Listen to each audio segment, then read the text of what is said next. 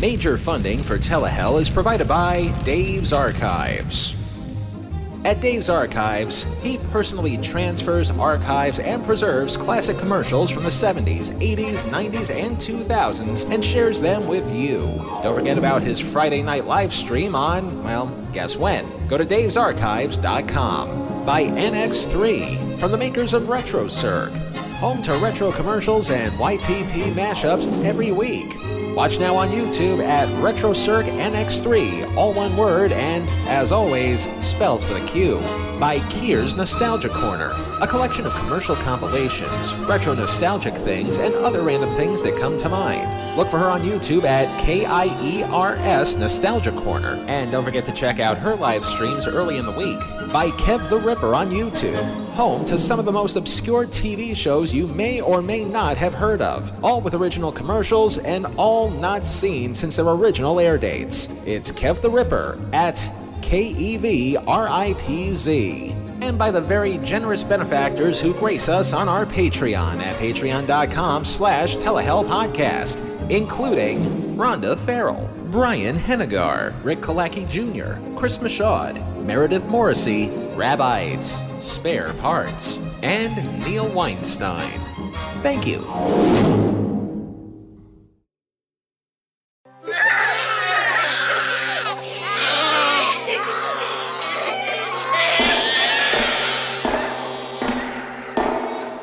Welcome to your first shift at the Gloomy Meadows, the Underworld's official daycare center.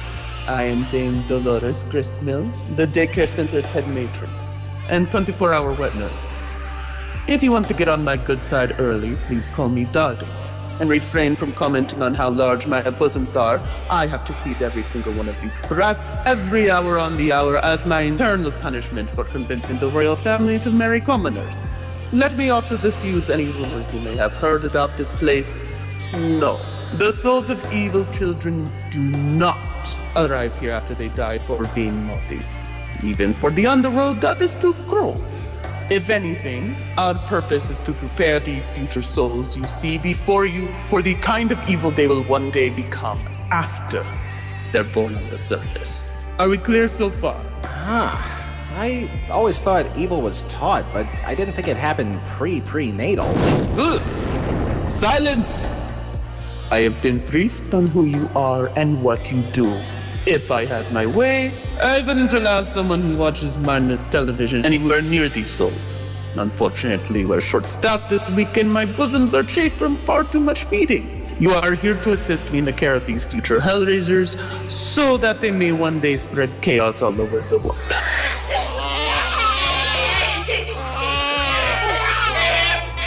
Now please, follow me into our prepping station for your first tutorial.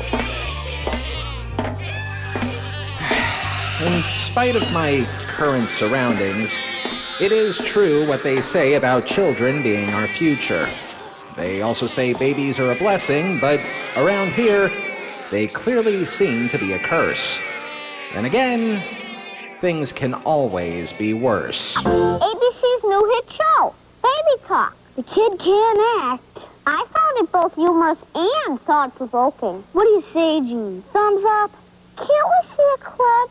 Stop whining, you big baby. You're the baby. No. Baby Talk, Friday after Full House. All right. And now, this is Telehell.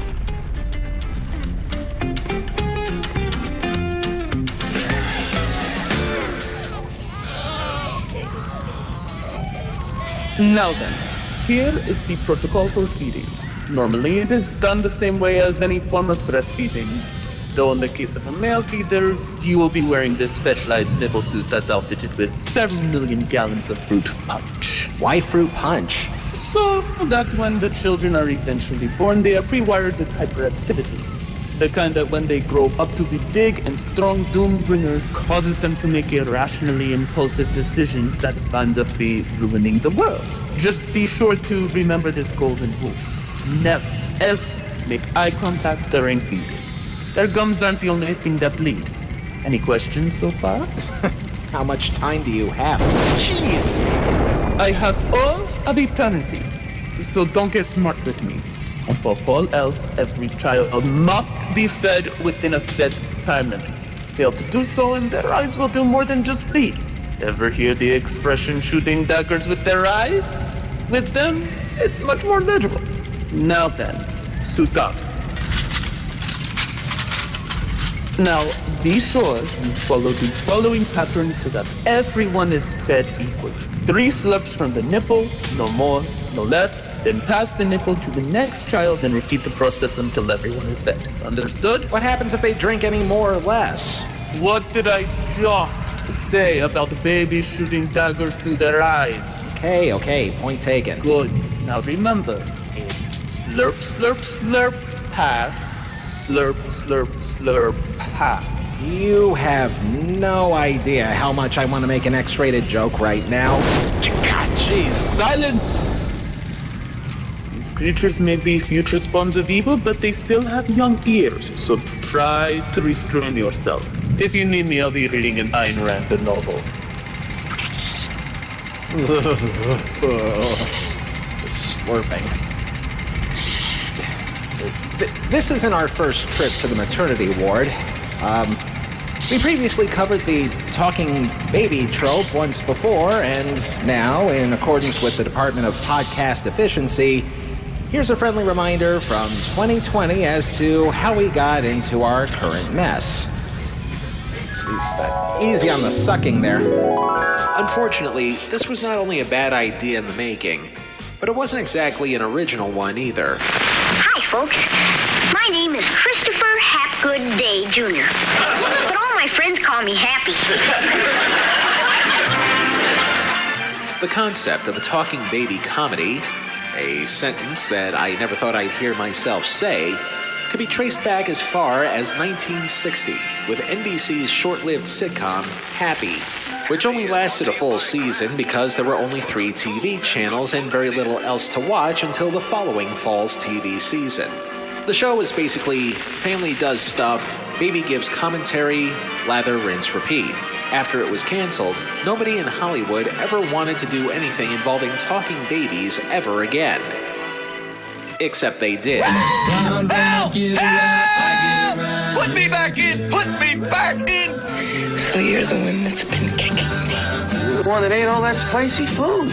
Speaking of inexplicable success, the Look Who's Talking movies of the early 90s managed to do 2 impossible things. Resurrect the notion that babies with interior monologues are funny, and revive John Travolta's career for just long enough so that Quentin Tarantino could finish the job years later. But as far as the movie went, it was enough of a smash to try and attempt to bring the talking baby comedy format back to television, this time in a thinly veiled ripoff of the movie called Baby Talk. He likes bread and butter. He likes toasted jam. That's what mommy feeds him, 'cause he's a little man. Unfortunately, we don't have the time or the patience to talk about the lack of comedy and the behind-the-scenes drama on that clusterfuck, nor can we find any full-length episodes of it anywhere. Until now. And I'm not sure whether to thank or blame whoever originally posted the show on YouTube in the first place, but if you'd rather prefer to be anonymous, I don't blame you, because being encased in a human breastfeeding machine actually sounds a lot more dignified than this show. So, with that, let's take things from the top. Round, round, get around, I get around, yeah. It's pretty easy to understate just how big a phenomenon the first 2 Look Who's Talking movies were. And yet, it was a deviously simple concept. The perspective of a newborn baby is told by the voice of superstar celebrities. Bruce Willis in the first movie, followed by Roseanne Barr and Damon Wayans in the second. But the babies with interior monologues were not exactly the plot of the movies. The actual plot was based around Kirstie Alley coping with this sudden change in life, and John Travolta being an unexpected guiding presence along the way.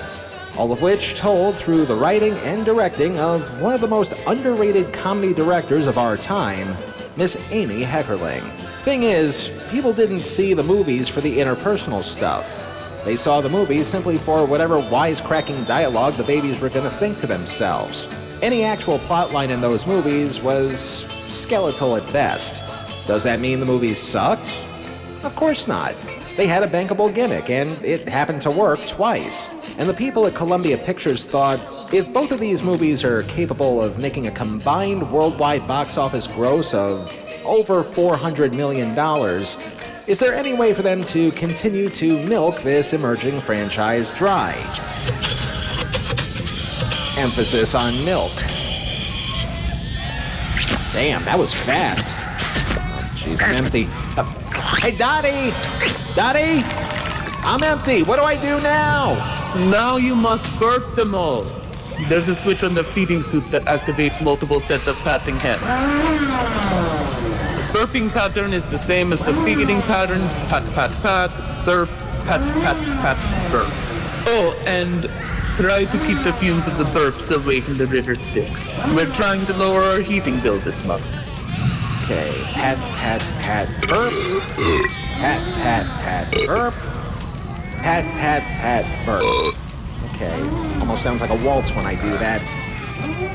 So, with the want to strike while the iron was hot, Columbia Pictures' TV division wanted to fast-track a TV adaptation of the movies. But who could handle the task of condensing the world that Miss Heckerling created and make it more palatable for the TV crowd? That's where another underrated creative named Ed Weinberger comes in.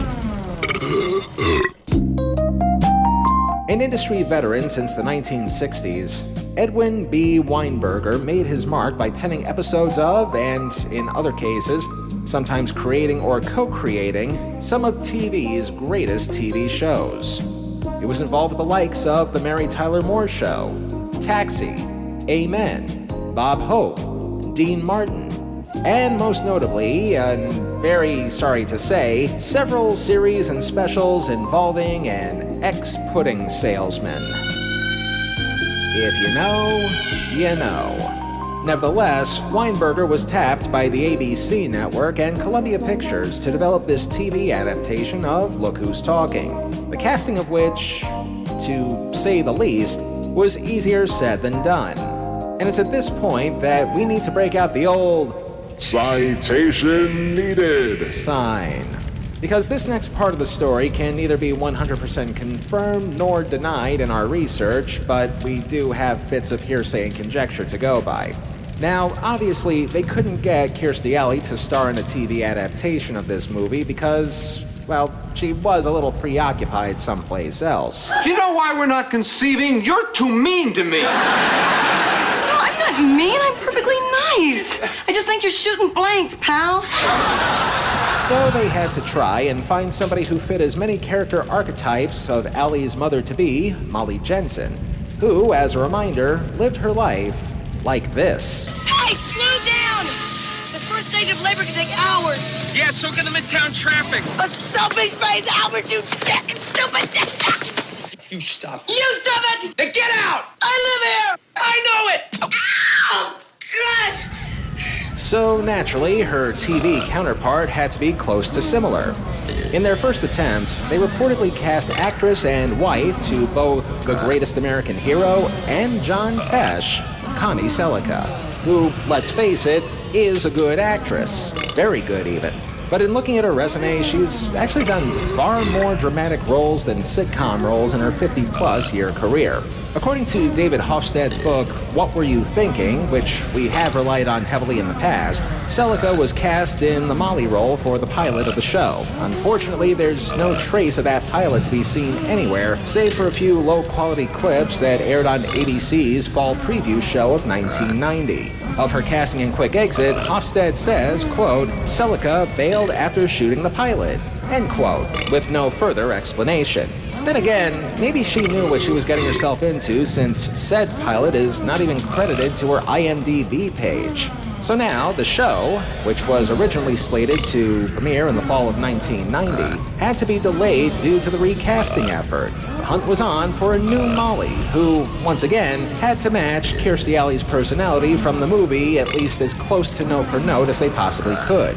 Who they got to replace both Alley and Sellecca was a bit of a misdirect. Do you know what it's like to feel wild desire, boiling passion, To want carnal knowledge of a total stranger?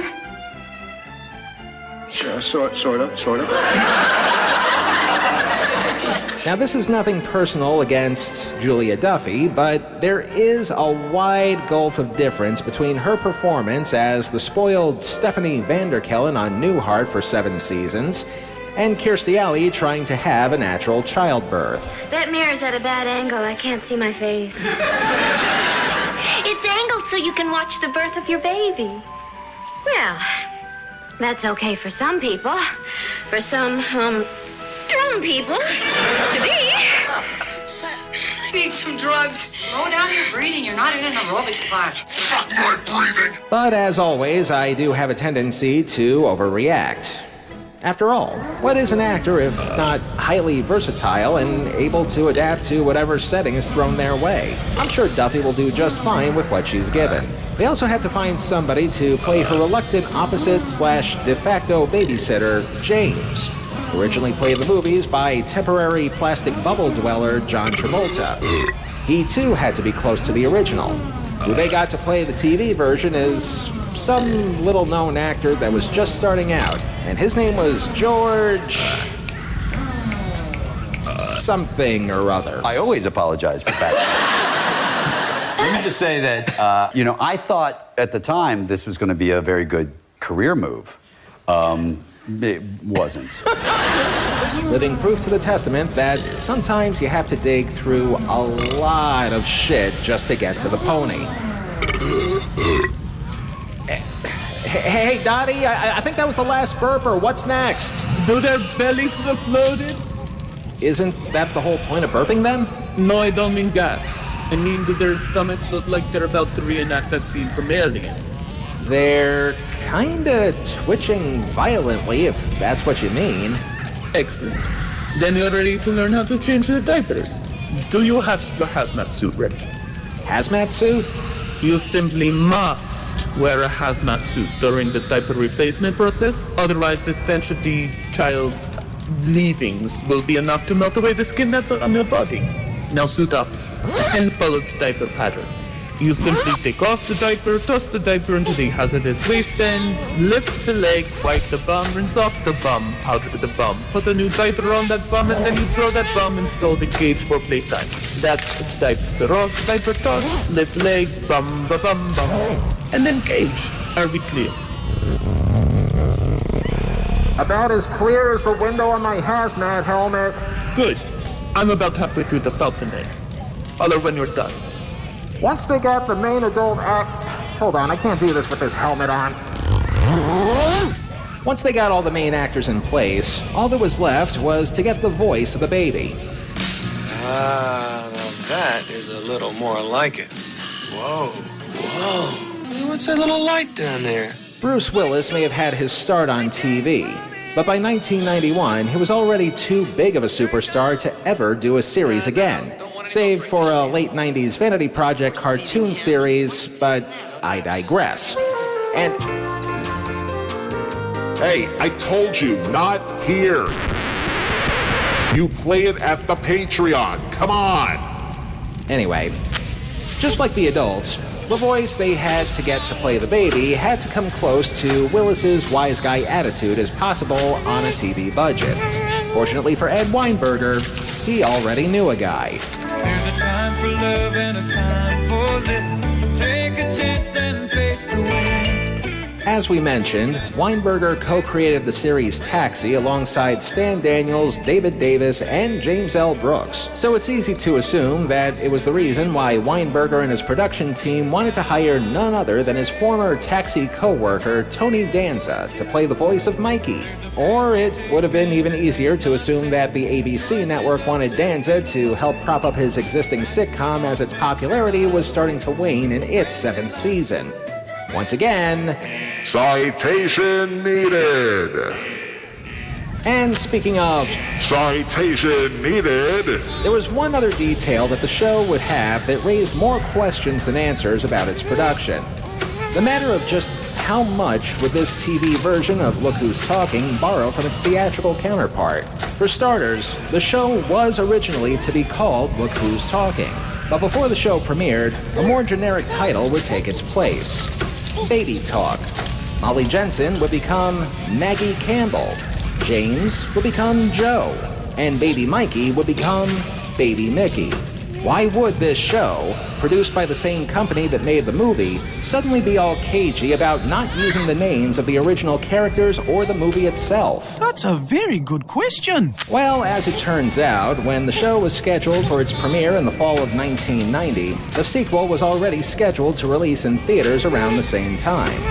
So, Weinberger and Heckerling mutually agreed to make slight adjustments to both the title and the characters so potential viewers wouldn't get confused over which Look Who's Talking was what. Even more confusing, why go through all of that fuss in the first place when the opening credits of the show plainly states that it was, quote, based on characters created by Amy Heckerling, end quote. That just raises further questions. Even furthermore, TV adaptations of blockbuster movies were nothing new by 1991. Whenever one popped up, the title stayed the same, the character's name stayed the same, it was just condensed for a TV audience. So for everyone involved here to stray from the blueprint may be the most confusing thing of all. Don't know, I've gone cross-eyed. Truth be told, we may never know anything 100% official because, say it with me now, citation needed. Will you stop buzzing that sign? Focus on your duties. You don't want these future husbands to get colic, do you? Well, you already warned me about bleeding eyes, dagger eyes, and toxic fumes from their nether regions. What happens if they get colicky? Do you remember the scene from The Omen and that lady said, "I'm doing this for you, Damien," before leaping to her doom? That was the power of one demon child. Picture billions of them doing the same thing. We'll see if this baby can talk the talk as we continue to take care of this gaggle of goo-goo gaga goons after the break.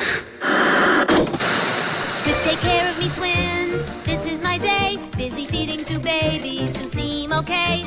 But this one is drooling. Does your tummy hurt? Oh, excuse me. Did you just drool on my shirt? With new little twins, there's so much to do. Uh-oh, is that a runny nose I see? Thanks very much. Was that one for me? Take care of me, twins. Keep me on the run. But caring for twins is so much more fun. Take care of me, twins. Batteries not included. It's a grand toy. This week on Telehell's premium content of The Damned. We're NBC. Just watch us. NBC. You love us. NBC. Just watch us now. We're NBC. Just watch us. NBC. Your mama's NBC. Just watch us now. NBC. Just watch us now. NBC. Just watch us now. NBC. Just watch us now. The only way to listen to Telehell's premium content of The Damned is by becoming a patron at patreon.com/Telehell podcast. For just a few bucks a month, you can listen to our premium content and get some swag along the way. Once again, that's patreon.com/Telehell podcast. And now, back to this week's torture.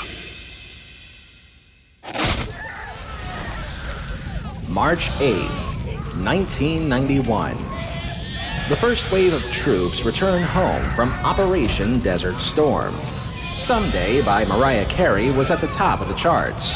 And at 8:30, 7:30 Central, another chart topper from long ago acts as this show's theme song. A cover of the 1964 hit song Bread and Butter by the New Beats. He likes bread and butter.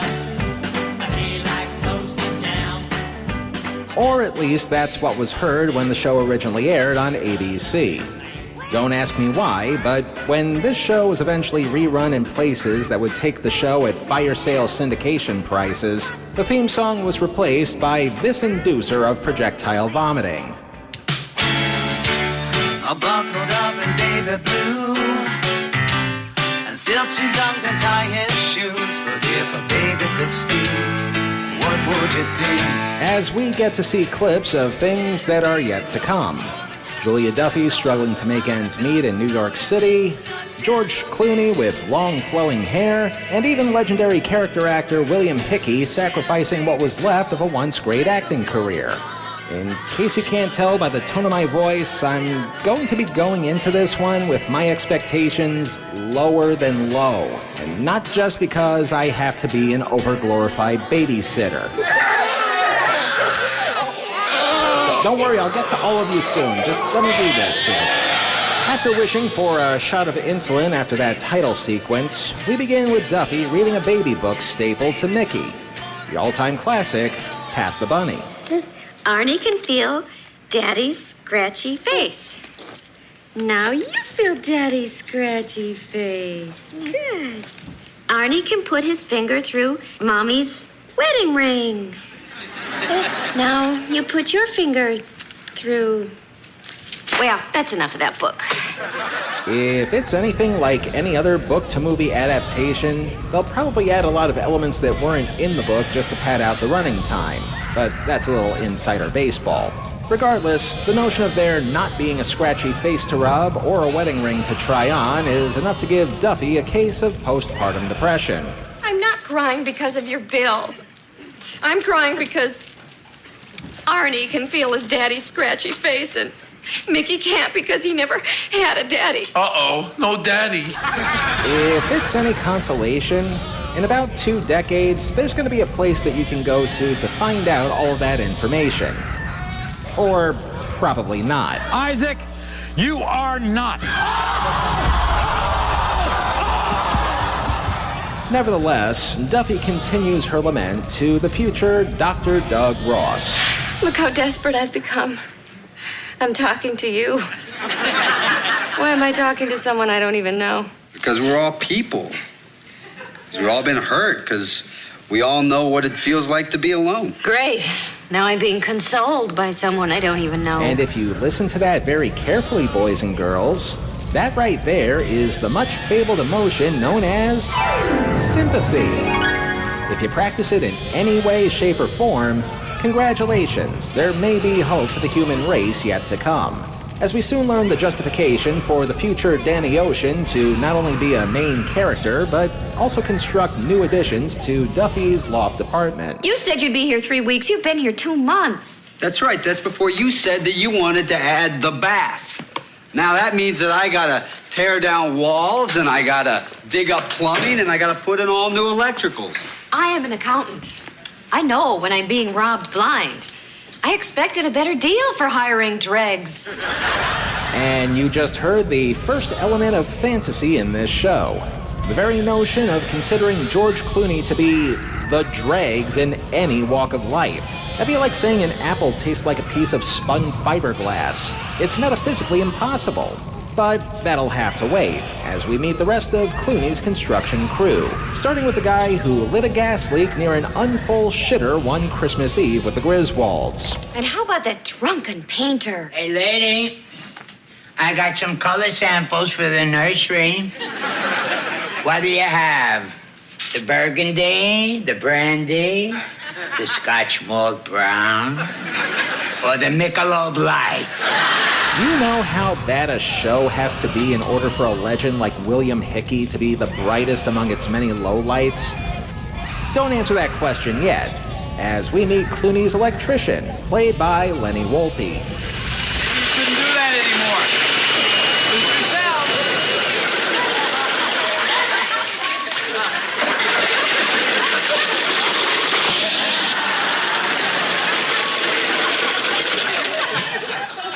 I think some of the parts of your ice maker aren't functioning properly. For those who are simply just dying to see what that was all about, I'll be sure to put that scene in our episode trailer on our YouTube channel. But for everybody else, you know that scene in Mary Poppins where a spoonful of sugar suddenly gets out of hand? When you've quite finished. Thank you. After watching that, you'll wonder why you're not watching a far more superior movie instead. And speaking of things that should be the main focus of this show, it's been nearly 7 minutes, hasn't the baby had an interior monologue of some kind yet? I mean, all we've gotten from him were a handful of words. How about something a little more significant? Let's get you dressed. Oh, come on, no hats. I hate how I look in hats. I'll tell you what. We're gonna go get in a bus and go see that nice man. Nice man. Let me guess. We're going to the doctor's. And when we're all through, he's gonna give you a big balloon. Uh-oh. I see where this is going. Please, don't say anything about the toy store. Okay, let me amend that. How about something a little more significant that doesn't rely on it being over-conditioned by an overbearing laugh track? We try to improve, as Mickey has a telepathic connection, seemingly, with another toddler who can do just the same, as we discover that babies are just like us. Hi. Hi. What are you here for? I think I'm getting my booster shot. How about you? I have a rash that even the New England Journal of Medicine can't explain. Wow. My mom's really worried about it, too. I'll bet. Personally, I think it comes from sitting in a diaper of urine for 6 hours. Or at least just like us in the sense that we may be a little TMI sometimes. Maybe if there was a lady baby joining the conversation, it would be a lot less crass. Yo, Mickey, what's up?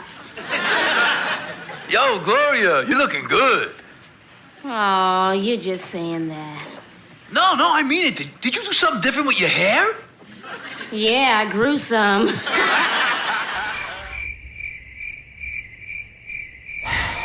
I've always enjoyed Tony Danza's work, even if he wasn't playing a guy named Tony, but let's face it, he's no Bruce Willis. In fact, I think the only reason why Willis was funnier than Danza was because Look Who's Talking was rated PG-13 and could therefore get away with more actual humor than on a TV show that's clearly been sanitized by Huggy Wipes. As we meet Mickey's pediatrician. Just a little stick. Ready? 1, 2, 3. There you go. Hold on. How about that? I didn't even cry. Am I a macho baby or what?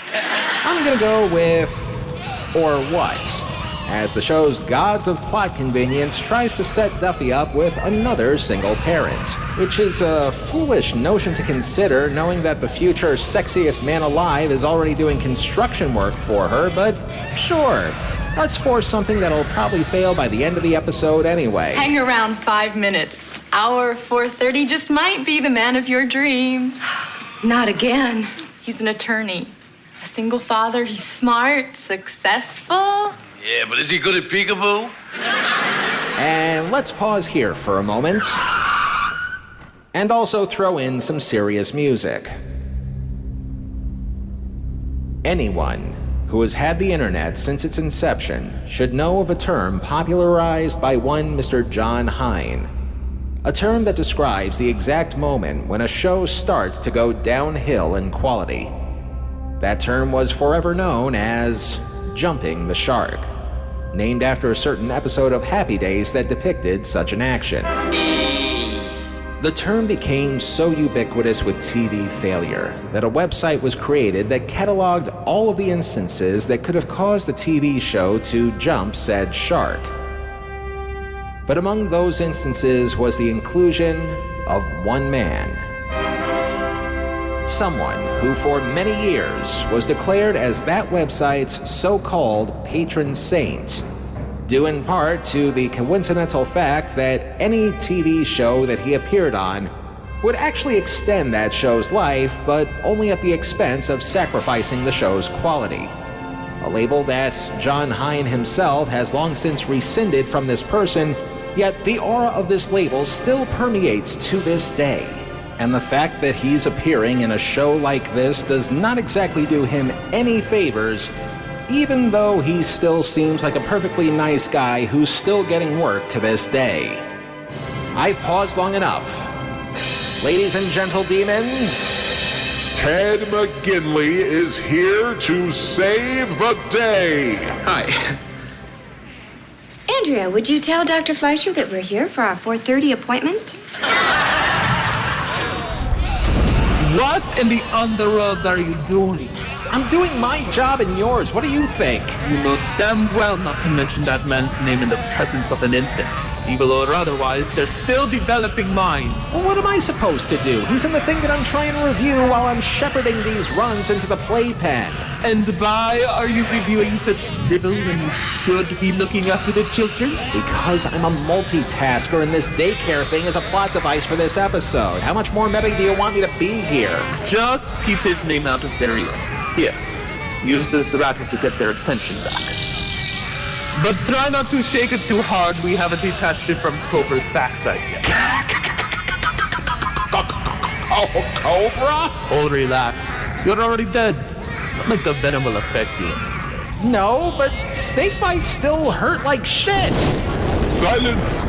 Get these wretched things under control, or I will personally report this infraction to Satan himself. Hey, kitties! Look at the rattle! Look at the rattle! That's it! Take a good look at the... Stop!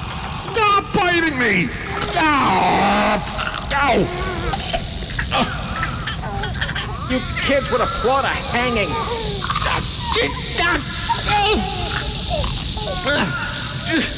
So, as Jefferson Darcy takes Duffy to lunch, another telepathic baby conversation takes place. Jeez, that hurts. Danielle, you're so beautiful. You make me really drool. I mean, more than usual. I feel like in a few short hours, everything's changed. I know what you're saying. It feels like something magical's about to happen. Like I'm about to... Uh-oh. What's wrong? Nothing. Do we need to have our diaper changed? Shh, keep your voice down. Ow, ow, ow! Okay, that's enough of Mr. Rattle. I'll see all of you in the playpen in just a minute as I put some sort of recovering salve on me. Hey, Dottie, what do these kids like to play? Well, we have the complete line of My Little Cthulhu toys. Just wind them up and let them go. Are they a choking hazard? Only if you get them angry. Who, the toys or the kids? Whichever one is the most capable of clogging your windpipe.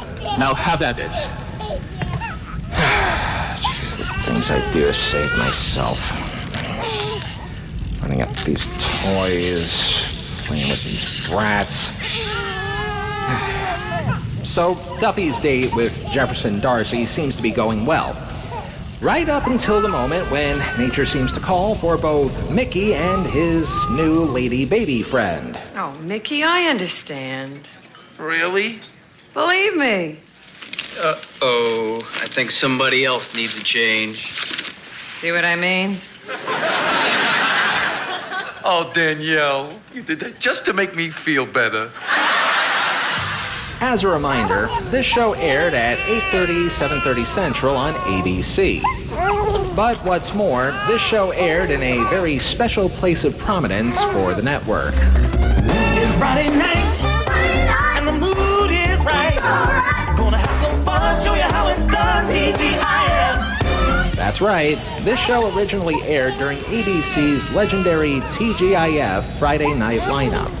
A haven for TV shows that were as much family-friendly as they were also on the verge of being hip and cool for teens and tweens. Shows like Full House, Family Matters, Perfect Strangers, Step by Step, and practically anything else that had a Miller Boyette or Bickley Warren production logo on it. This show just did a joke about pissing and shitting babies at 8:30 in the evening, and I feel like we should be playing a game of one of these things is not like the other among the far superior shows that surrounded this one. Okay, that's the last toy. Have at it, kids. Act 2 heads back to the apartment, where Duffy is considering the possibilities of hopefully finding a permanent father figure in both her and Nikki's life. But first, some comic relief from the Clooney crew. What are you doing? I'm teaching these girls how to play poker. Didn't I ask you guys to clear all this junk out of here a half an hour ago? Whoa! Maggie, you look stunning. What do you got, a little date lined up tonight? I don't care how much of a legend William Hickey was, but that line read not only made my flesh crawl, it also ran a marathon. So let's forget about what's creepy and get to our patently obvious main plot point of the series. The notion of Duffy and Clooney inevitably hooking up because Kirstie Alley and John Travolta ultimately did the same thing in the movies. Take it easy, Maggie. It's just a guy coming over for dinner. It is not just a guy coming for dinner. It's a guy who happens to be very intelligent, very successful. A guy who I've just spent 3 very pleasant weeks with. A guy who called to say he had something very important to ask me. Oh, he's one of those guys. And this is where I feel the most annoyance for this show. If you've already seen the original Look Who's Talking movies, you can pretty much see where this is going from half a world away. So when a sitcom version is adapted with the knowledge that nearly $420 million worth of box office patrons seem to have already had the knowledge of, what's the point? The show shouldn't have to set up a will they or won't they relationship because you know that they inevitably will. And if they waited until the 3rd movie came out a few years later, I'm sure there would have been another plot point where they adopt 2 dogs and it's Clooney's character who trains to become a pilot. Just have them be a couple on the outset. Having us wait for something that we all know is going to happen insults our intelligence as a TV viewer. So insulting, in fact, that all we have to do is count the seconds until Mr. Jump the Shark breaks things off with Duffy in a typical yuppie way.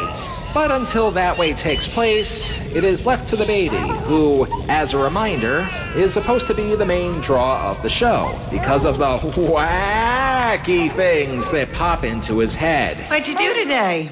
Oh, not much. Ate, had a nap, ate again, played, had another nap. Thought about you. Oh, I missed you so much. You have the prettiest face I've ever seen. Oh, Mickey. And your hairs, the way they tumble down almost to your ears. I bet you say that to all the girls. Not anymore. Okay, I take back what I said earlier about William Hickey being creepy. That exchange that you just heard might be the creepiest thing I've heard involving a baby. And I once saw an SNL sketch from the early 1980s called Babies with Makeup. Oh, no, kids, no. It was just lightning. We get that down here all the time. Every time I open my mouth, it's just lightning, a little thunder, a little rumbling. It's not a bad thing, usually. Want to see me play with a snake again? Well, while I get more fangs implanted into my skin, let's just see how contrived the ending is. Oh, jeez. My firm is transferring me. I'll be moving to Denver in a few weeks, so I better just say it. Look, Maggie, you're a sensational person. You're the kind of woman that any man in his right mind would be crazy not to want to spend the rest of his life with. So, Maggie, would you marry me? Did you hear that? He popped the question. I wish I knew about this show sooner, because I would have been more than happy to add it to our list of inappropriate uses of the laugh track. Episode 17. So now that the question is popped, how does Duffy wiggle her way out of it? You're a great guy. Get to the yes already. But No buts, no buts. I don't know how to say this without hurting you, but I'm sorry, Craig. The answer's no. Thank you. Well, if it's any consolation, your rejection just freed him up to marry somebody who looks like a chicken. I am not a chicken. Why does he keep calling me a chicken? So there's that. And also this. I just don't feel anything for you. Really? Not a thing. Nothing. Maggie, there's nothing going on here. Aren't I right? Don't go by me. I haven't had a date in a year and a half. Look, I'll prove it to you. See? Nothing. Don't you agree? Hey, Dottie, do these kids know any words yet? Because I want to teach them one. They're infants. I don't think they've developed linguistic skills yet, but we can try. Hey kids, can you say this word? Asshole! I'll play it one more time. Asshole! Third time's the charm. Asshole! Yeah, I think they may be a little too busy with their toys. Anyway, Duffy kicks the shark jumper to the curb. So long, Craig.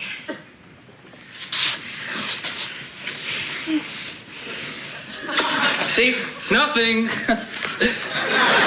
Asshole! And that's all fine and good, but what about the two tots and their well-being? As a matter of fact, I actually get to use this legitimately now. Won't somebody please think of the children? Oh, Mickey, I'm never gonna see you again. Don't cry, Danielle. Don't cry. I'll miss you. I'm gonna miss you too. What do you think is wrong? Maybe they're getting tired. Yeah, that's probably it. Come on, kiddo. Oh, Mickey, don't forget me. How could I? I'll think of you every minute. I love you. Wherever you are. However long it takes, I'll find you. We'll be together again. I promise, Danielle. Goodbye, Mickey. Because why wait until you're a fully grown adult to learn about emotional trauma? Luckily for Mickey, Mama's here to make things all better. And now it's bedtime. My favorite part of the day. I got my bottle. I got my blankie. I'm feeling all warm and cozy, and I'm just about ready to nod off. And then she's gotta go and do that.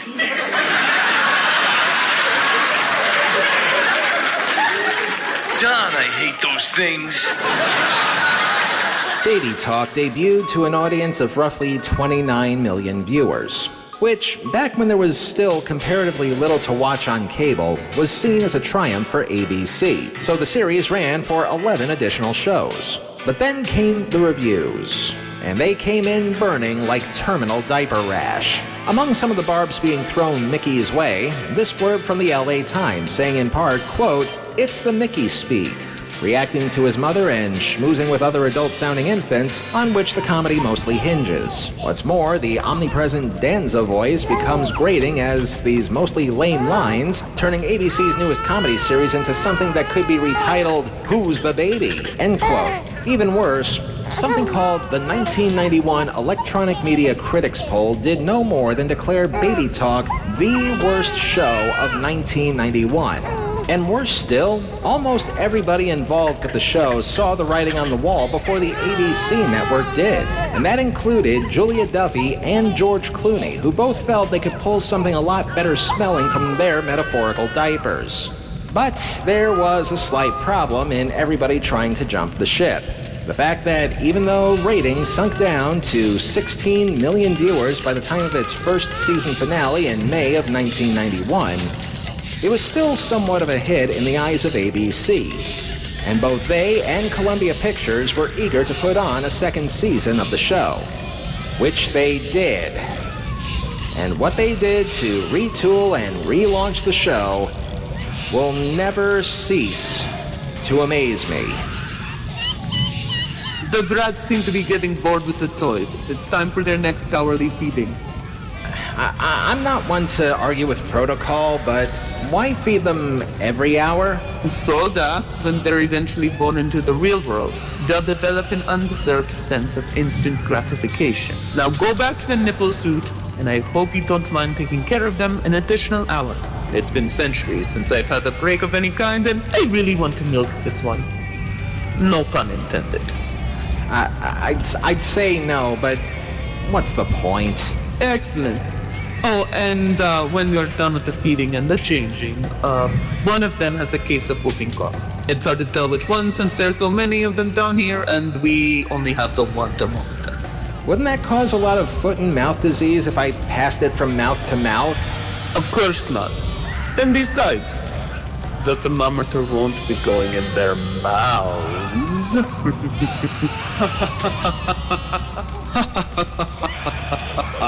Kill me. Oh wait, I'm already dead. Kill me twice.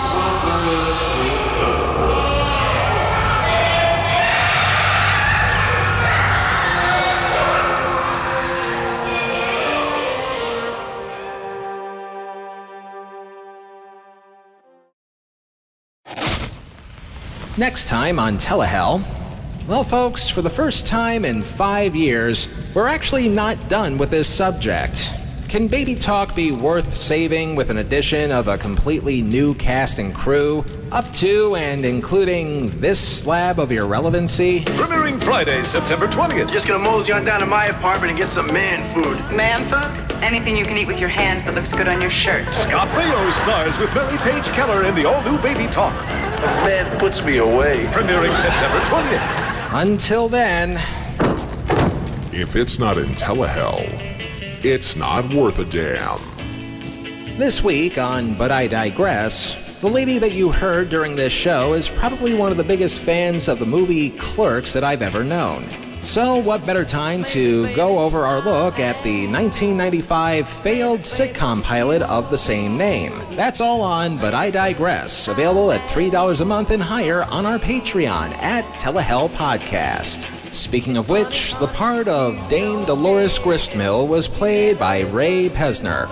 And now, here are the rest of the credits. Telehell was written, produced, edited, and narrated by me, Justin Hart. All clips used in this program are protected under the Fair Use Doctrine of the U.S. Copyright Act of 1976, and all clips used come courtesy of their respective companies and owners. Some of the music used in this program comes courtesy of YouTube and their audio library service. Telehell is a production of Horton Road and is distributed by Libsyn. Okay, look. We've been on for practically an eternity now. You should know by now where to hear us, but just in case you need a reminder, one more time, here's where to find us. We're on Facebook. We're on whatever Elon Musk calls his page these days. We're on Blue Sky, all at Telehell Podcast. We're on every single podcast streamer you can think of, also at Telehell Podcast. And yes, we even have a Patreon, also at Telehell Podcast. Find us there, like us, comment, rate, subscribe, love us forever, or don't. At this point, I don't care. Maybe, baby, I'll have you for me. Maybe, baby, I'll have you for me. Another great show from Horton Road.